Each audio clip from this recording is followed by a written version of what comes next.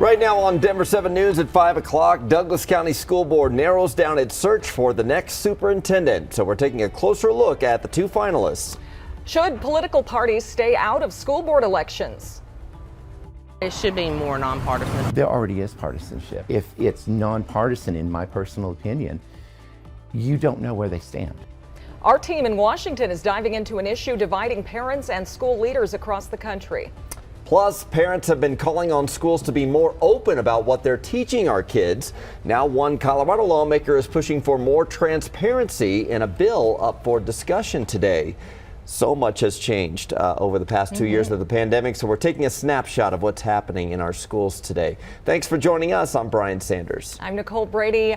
We are getting another gorgeous day across the state. Great recess weather. Lisa Hidalgo is here, and we could hit a record high today, Lisa. We could. We're going to get really close to it. The record high is 76, and we're going to be in a few neighborhoods pretty close to it. Right now, fairly clear skies. We have just a little bit of cloud cover streaming in from the west. We'll actually see an increase in clouds tomorrow, but today's sunshine really is going to dominate. We've got some pretty conditions again, and it'll be even a few degrees warmer than what we saw yesterday. Low 50s as early as 9 o'clock this morning. We're going to be about 10 degrees above that, 62 by right around 11, and then hitting highs close to 70 to near 75.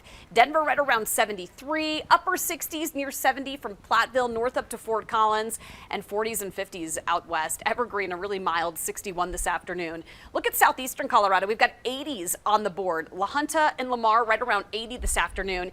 Yesterday, Jason, we hit 70. It was our first 70 in months, and the first 70 of the year, which was really nice. Yeah, it's really nice outside right now even. We have some overnight construction that was still lingering out to the west side of town, but I just watched them pick up all the cones and moved out of the way. And so as you take a look at I-70 out here by 32nd, you're looking at some of the off-of-the-road construction, but the highways are all open now for us out there to the west side of town, which is really good news. I'm not seeing any travel time delays out there. Same thing happening down through the Denver Tech Center. That's wide open. Same thing up to the north side of town. Had some overnight construction here and there, but for the most part, it's a really nice, smooth drive anywhere you want to go.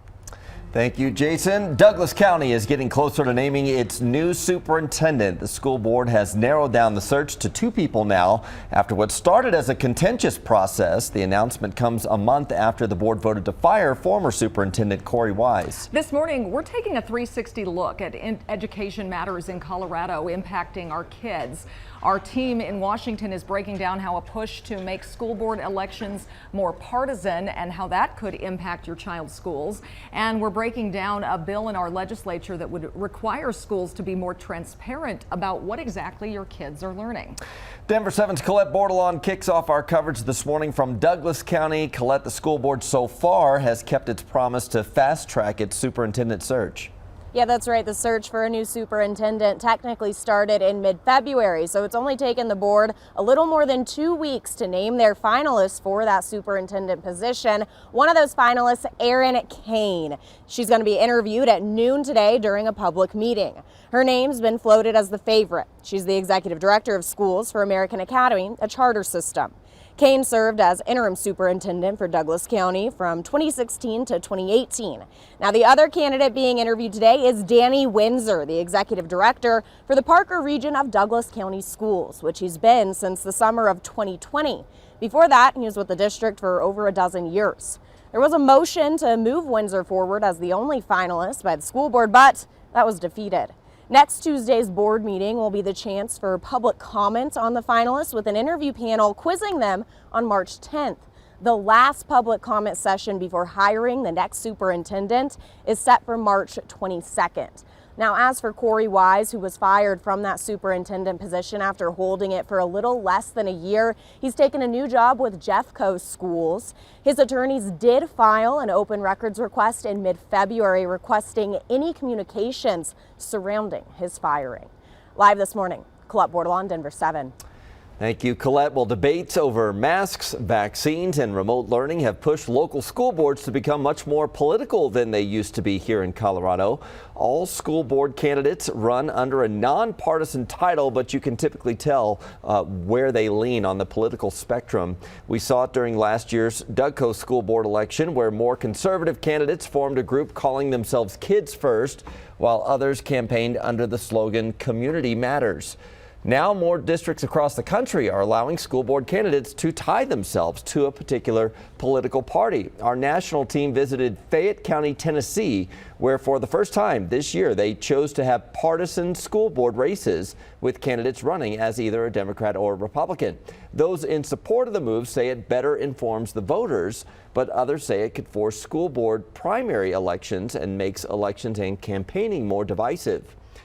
As school board elections become more competitive, Colorado lawmakers are considering limiting how much people can donate to those campaigns.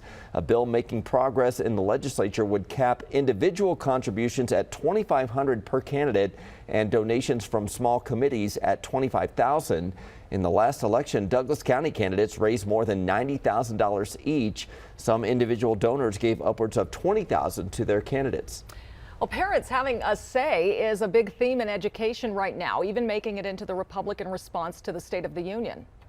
They're tired of politicians who tell parents they should sit down, be silent, and let government control their kids' education and future. Republican lawmakers in at least a dozen states are turning parents' concerns into bills. One bill up for a hearing in Colorado's House Education Committee today would require school districts to be more upfront about what kids are learning and how teachers are being trained.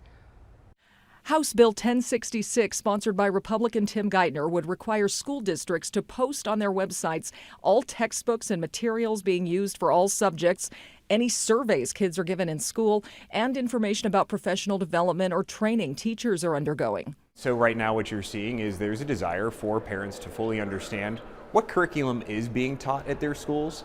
When everyone went to that e-learning environment, parents became a lot more aware of what their child was learning from.